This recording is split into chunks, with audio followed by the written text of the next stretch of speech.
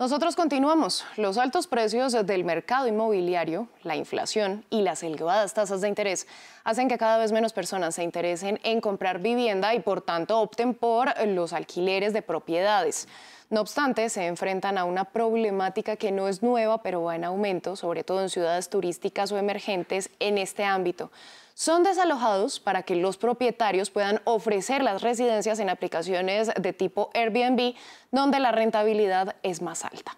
Para analizar este fenómeno, conectamos con Alejandro Díaz, él es candidato a doctor en Derecho del Instituto de Investigaciones Jurídicas de la UNAM.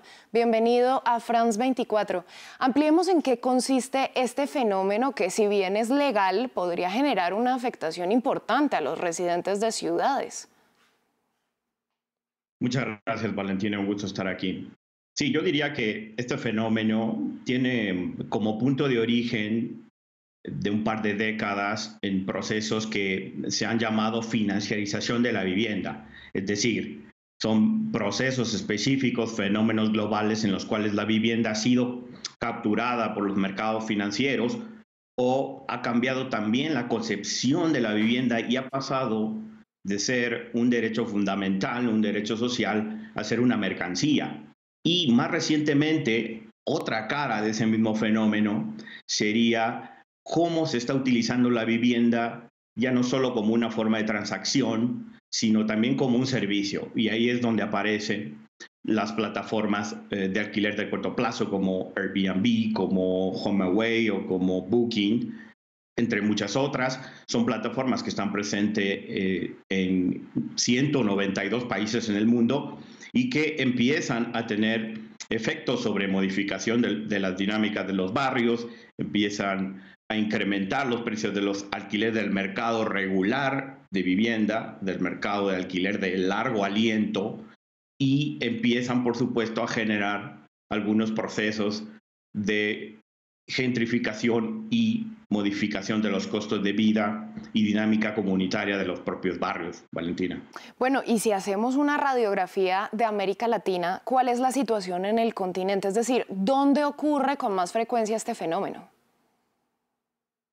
Bueno, en un principio pudiéramos pensar que las grandes ciudades, que son ciudades turísticas, ¿no?, tienen un mayor atractivo para efectivamente para que los grandes capitales o simplemente las personas que quieran generar ganancias con este tipo de plataformas instalen, ¿no?, sus viviendas en alquiler de corto plazo, y justo en estos centros más explotados, ciudades grandes o ciudades pequeñas pero que son muy turísticas, yo diría que además eso en un principio, pero hemos visto que inclusive este fenómeno ha mutado de una manera muy particular y ya no es solo grandes espacios turísticos, sino podemos ver otro tipo de mecanismos emergentes que se están utilizando en barrios, por ejemplo, precarizados.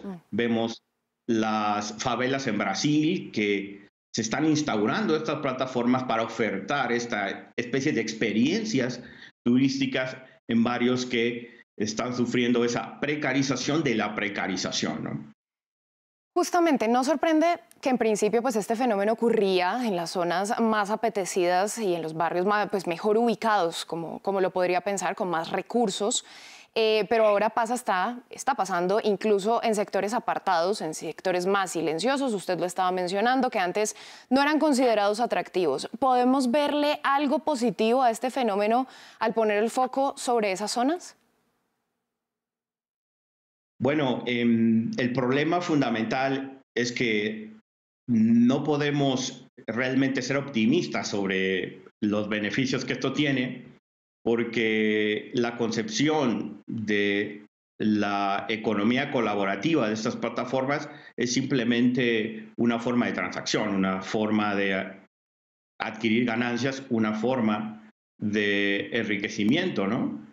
Y es poco el beneficio que puede obtener a nivel comunitario, porque en realidad está unas implicaciones muy importantes para las dinámicas comunitarias, y nos estamos jugando también lo importante, el centro de no perder el foco que la vivienda es un derecho fundamental, ¿no? Bueno, y justamente al respecto, ¿qué está pasando entonces con los locales? Son desalojados y tienen que ceñirse de alguna manera a un presupuesto de vivienda según sus ingresos.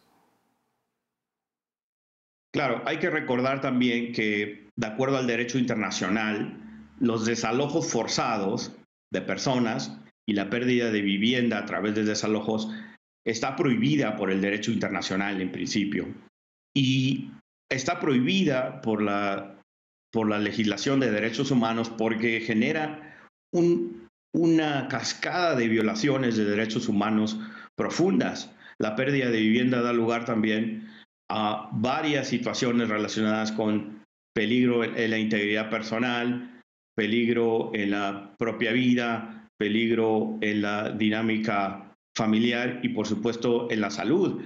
Entonces, desde luego que es importante que los estados, los países, especialmente de nuestra región, de las Américas, empiecen a desplegar obligaciones más fuertes sobre supervisión y regulación de las plataformas de alquiler a corto plazo y en general generar con enfoque de derechos humanos para que podamos aumentar los niveles de protección y de seguridad de tenencia de las personas que pueden estar peligrando de perder vivienda a través de estos fenómenos.